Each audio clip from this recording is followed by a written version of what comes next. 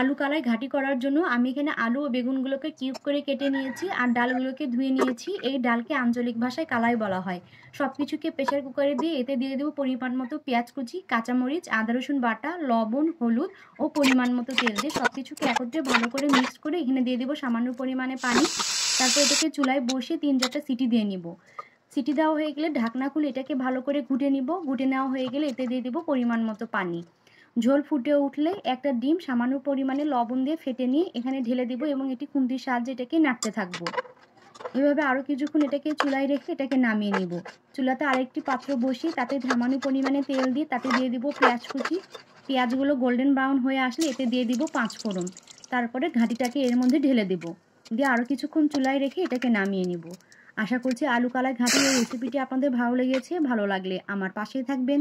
দেখা হবে নেক্সট ভিডিওতে। আল্লাহ হাফেজ।